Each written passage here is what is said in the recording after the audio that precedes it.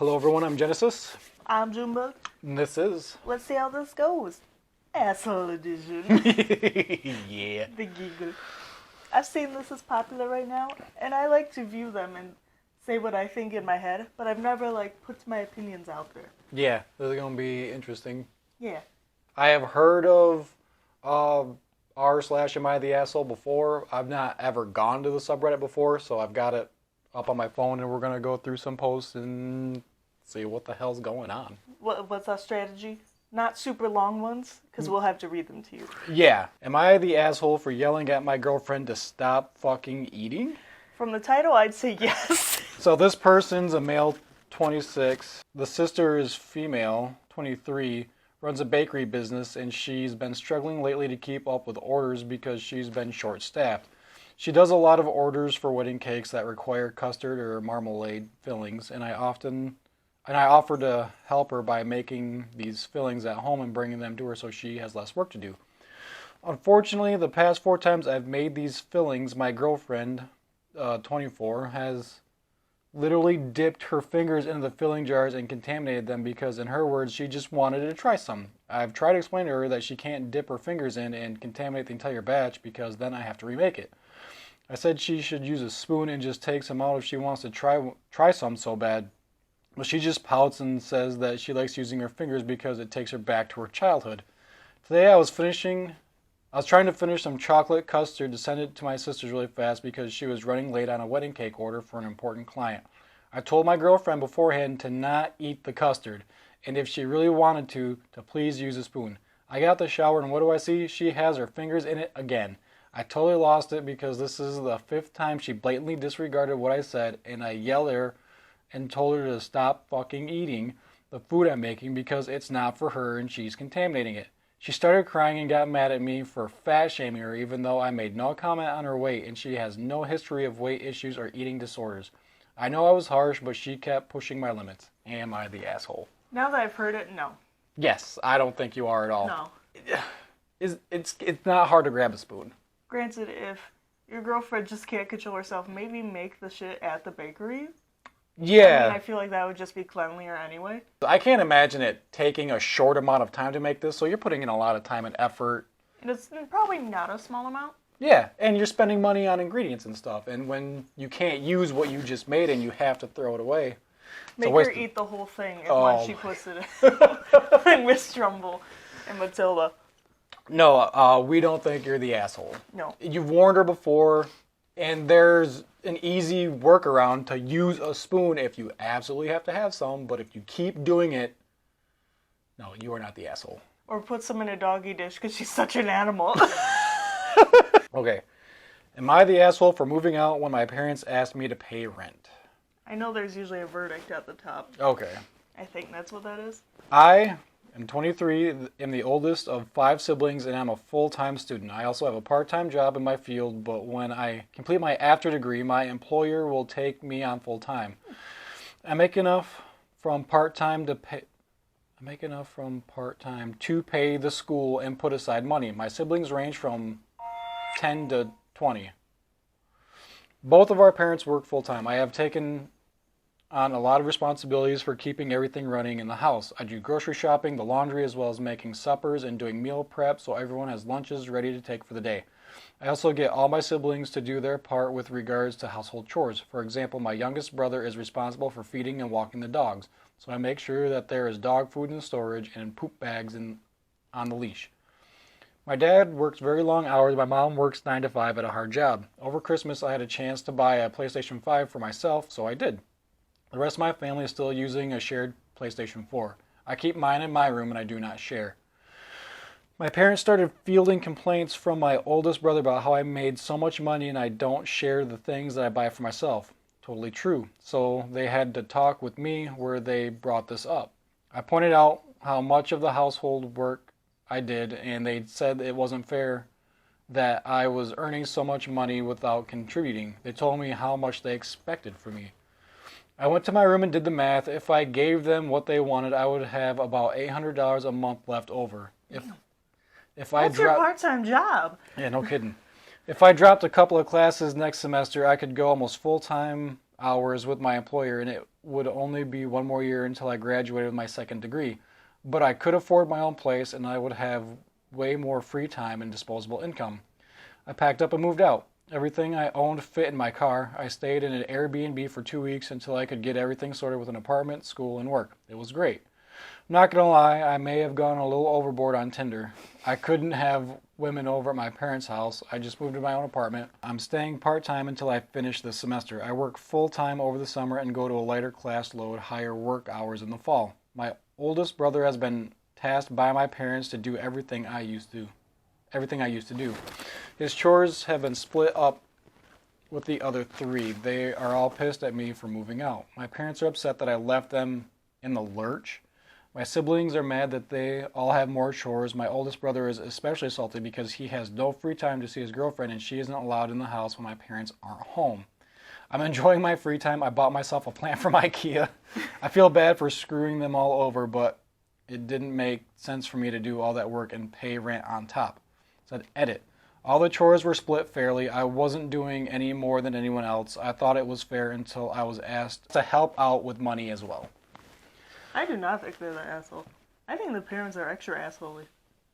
Yeah. Don't you want your kid to move out? Eventually. I feel like that's the main goal. He sounds like they're doing well in life. Let them go. It was thrown in my face. I wasn't paying rent at 18. Like if the family's struggling to survive and you're able to put money away and you're not forced to help out, it's nice to help out. But if, your family's doing okay and then your parents just ask for this extra money because you're making extra money, then that's weird. That's a bit asshole-ish.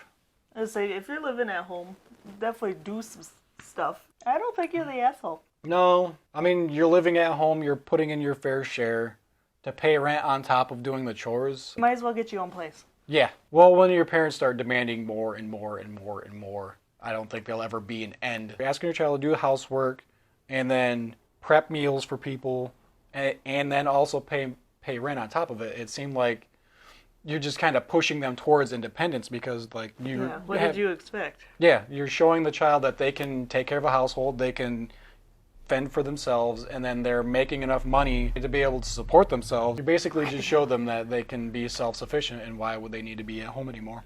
Oh, so you shouldn't have children just so they can help pay your mortgage? That's true. Okay. I don't know if I want to read it, but okay. Am I the asshole for forcing my son to use a bidet and threatening to talk to his friends or take him to the doctor about his underwear? For some reason, my 14-year-old son cannot wipe properly.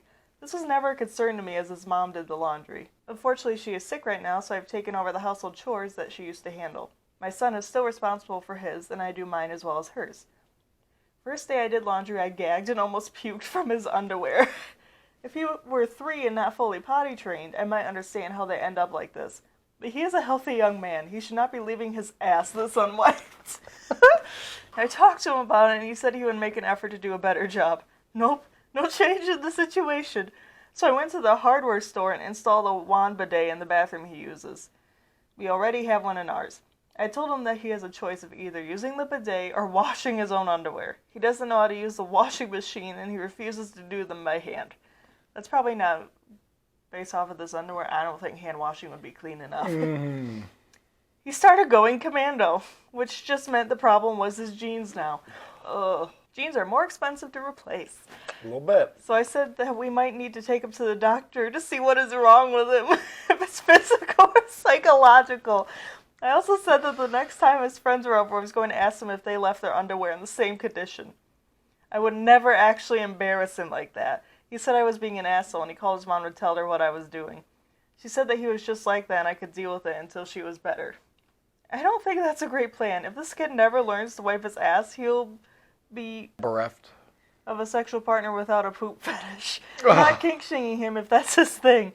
He has started using the day, but he says that it is gross and weird. You're gross and weird. I said it was grosser and weirder for a 14-year-old to crap his pants every day.